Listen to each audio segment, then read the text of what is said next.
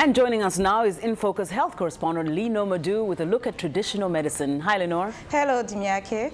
Well, around the world, many people continue to use traditional medicine for their healthcare needs.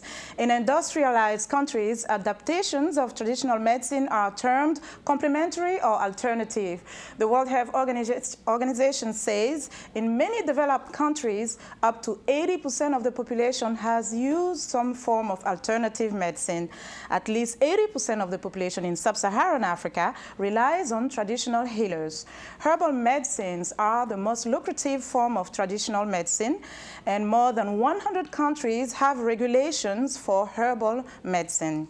Now, joining us via phone from Zimbabwe to discuss the role of traditional medicine in Africa is Professor Gordon Chavunduka. He is president of the Zimbabwe National Traditional Healers Association. Professor Chavunduka, welcome to the program. Professor, are you there? I'm listening.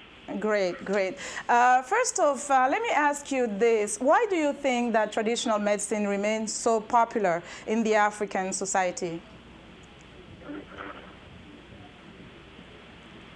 Well, it remains popular because a lot of the traditional medicines given to patients actually do work, and people see the results of these medicines. And furthermore, the recommendations given to patients by traditional healers usually make a lot of sense to many people, and hence they have continued to consult them. Now, can you tell us some of the conditions that you frequently see people coming to you for, seeking your help, to seek your help?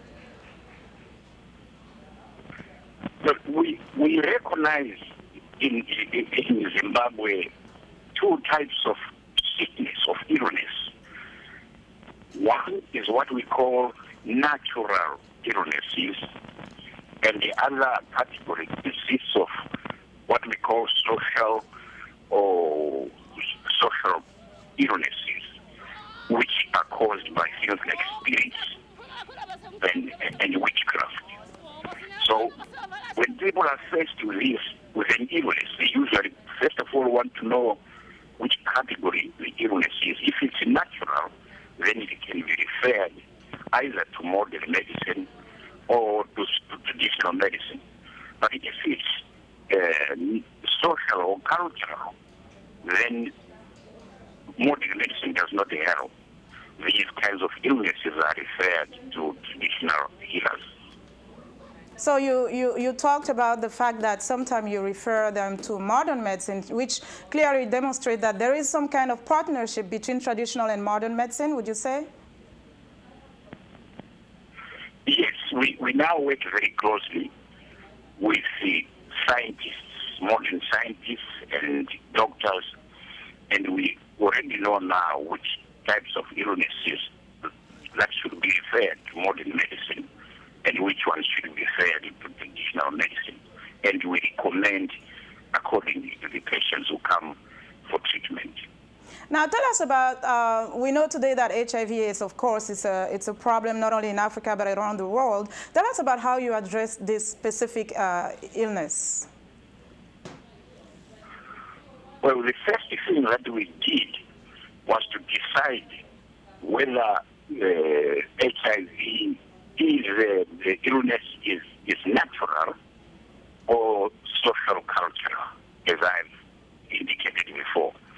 Now we all agree now that it is a natural illness, and therefore we work very closely with modern medicine, who appear to be better at treating this kind of illness than traditional healers.